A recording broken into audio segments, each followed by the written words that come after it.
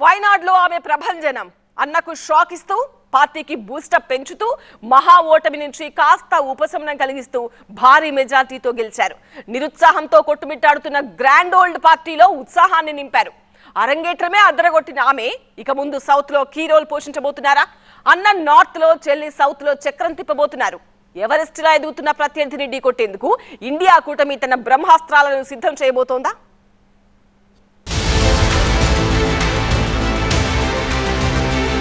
ప్రియాంక వాద్రా గాంధీ అన్న వదిలిన అస్త్రం కాదు, అన్న వదిలిన స్థానాన్ని నిలబెట్టిన బ్రహ్మాస్త్రం.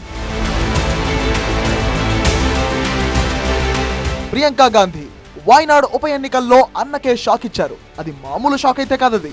సుదీర్ఘ రాజకీయ చరిత్ర కలిగిన రాజకీయ కుటుంబం నుంచి వచ్చిన ప్రియాంక గాంధీ తొలిసారి ప్రత్యక్ష ఎన్నికల్లో పాల్గొన్నారు. ఆమె అరంగేట్రమే అదరహో అనిపించారు. సంచలన విజయం సొంతం చేసుకున్నారు ప్రియాంక. తన సోదరుడు రాహుల్ గాంధీ వదిలేసిన స్థానాన్ని సగర్వంగా పార్టీకి తిరిగి అప్పగించారు. ఓట్ల లెక్కింపు ఫలితాల్లో బ్యాలెట్ ఓట్లు మొదలుకొని ఆఖరి రౌండ్ వరకు తిరుగులేని ఆధిక్యం సాధించారు ప్రియాంక. రౌండ్ కు మెజారిటీ ఇంతింతై ఒట్టుడింతై అన్నట్టుగా పెరగడమే కానీ ఏ దశలోనూ తగ్గలేదు. తన సమీప ప్రత్యర్థి బీజేపీ నేత నవ్యా హర్దాస్ కు దాదాపుగా డిపాజిట్ గల్లం చేసినంత పనిచేశారు. సిపిఐ అభ్యర్థి సత్యన్ మోకిరేని ఓడించారు. ఈ ఎన్నికల్లో తన సోదరుడు రాహుల్ గాంధీ రికార్డును బ్రేక్ చేసి షాక్ ఇచ్చారు ప్రియాంక గాంధీ. ఈసీ ప్రకటించిన ఫలితాల ప్రకారం ప్రియాంక గాంధీ 4.10 లక్షల ఓట్ల మెజారిటీతో విజయం సాధించారు. ఈ సందర్భంగా థ్యాంక్ యూ వైనాడ్ అంటూ ప్రియాంక గాంధీ తన ఎక్స్ ఖాతాలో ఓ ఎమోషనల్ పోస్ట్ చేశారు. 2024 లోక్సభ ఎన్నికల్లో రాహుల్ గాంధీ వాయనాడ్ నుంచి పోటీ చేసి 3,64,653 ఓట్ల ఆధిక్యం పొందారు. రాహుల్ కు మొత్తం 6,47,445 ఓట్లు పోలయ్యాయి. సిపిఐ అభ్యర్థి అన్ని రాజాకు 2,83,023 ఓట్లు పోలవగా బీజేపీ అభ్యర్థి కె సురేందర్ కు 1,41,045 ఓట్లు మాత్రమే వచ్చాయి. 2019లో రాహుల్ గాంధీకి సుమారు 4 లక్షల మెజారిటీ లభించింది. ఇప్పుడు ప్రియాంక గాంధీ ఆ మెజారిటీని దాటేశారు. ఇన్నాళ్లు ఆమె అమ్మ చాటు బిడ్డ, అన్న చాటు చెల్లి, రాజకీయం కాని రాజకీయం చేస్తున్న ఆఫ్లైన్ నేత. కాంగ్రెస్ పార్టీలో కీలక నాయకురాలే, గ్రాండ్ ఓల్డ్ పార్టీలో గ్రాండ్ వెల్కమరే, కానీ గ్రాండ్ పొజిషన్ లేదు. అయితే ఇప్పుడు ఆ పొజిషన్ కు ఆమె చేరే సమయం ఆసన్నమైంది. గాంధీ వారసురాలిగా, నాన్నమ్మ అంశగా ఇప్పుడు ఆమె పార్లమెంట్ లో అడుగు పెట్టబోతున్నారు. ఇప్పుడు ప్రియాంక గాంధీ కేవలం కాంగ్రెస్ పార్టీ జనరల్ సెక్రటరీనే కాదు, లోక్సభ ఎంపీ కూడా. 1972 జనవరి 12వ తేదీన పుట్టారు ప్రియాంక గాంధీ. సైకాలజీలో గ్రాడ్యుయేషన్ పూర్తి చేసి ప్రియాంక గాంధీ 1997లో రాబర్ట్ వాద్రాను పెళ్లి చేసుకున్నారు. అయితే వాళ్లకు ఒక కుమారుడు, కుమార్తె ఉన్నారు. 2019 జనవరి 23వ తేదీన ప్రియాంక గాంధీ పార్టీ ప్రధాన కార్యదర్శిగా నియమితులయ్యారు. అప్పటి వరకు ఆమె పరోక్షంగా కుటుంబ సభ్యులకు ప్రచారం చేస్తూ వస్తున్నప్పటికీ అధికారికంగా పార్టీ బాధ్యతలు చేపట్టడం అదే మొదటిసారి. తొలుత తూర్పు ఉత్తరప్రదేశ్ కాంగ్రెస్ ఇన్ఛార్జ్ గా వ్యవహరించారు ప్రియాంక. ఆ తర్వాత ఉత్తరప్రదేశ్ కు పూర్తి ఇన్ఛార్జ్ గా బాధ్యతలు చేపట్టారు. రాష్ట్రంలో ఆమె విస్తృతంగా పర్యటించారు. ప్రచారం చేసినా కూడా యూపీ ఎన్నికల్లో కాంగ్రెస్ కు చెప్పుకోదగ్గ ఓట్లు రాలేదు.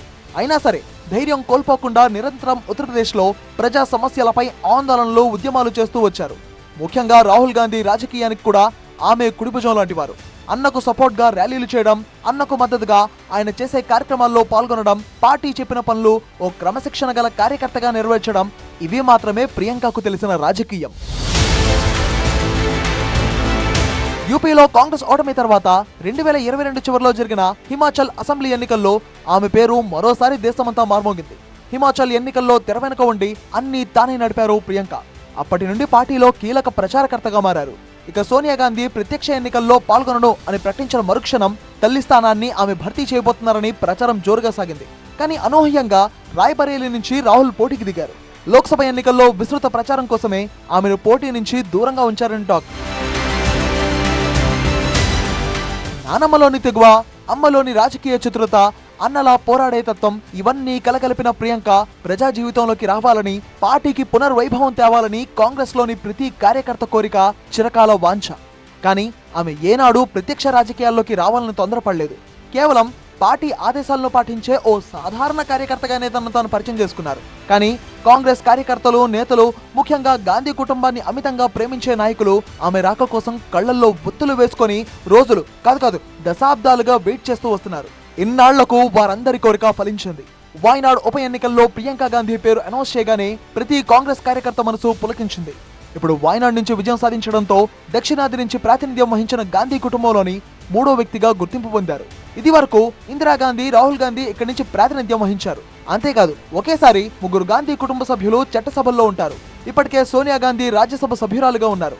రాహుల్ లోక్సభ సభ్యుడు. ఇప్పుడు ప్రియాంక గెలవడం వల్ల ఆ కుటుంబం నుంచి మూడో వ్యక్తి పార్లమెంట్ లో ప్రాతినిధ్యం వహించబోతున్నారు.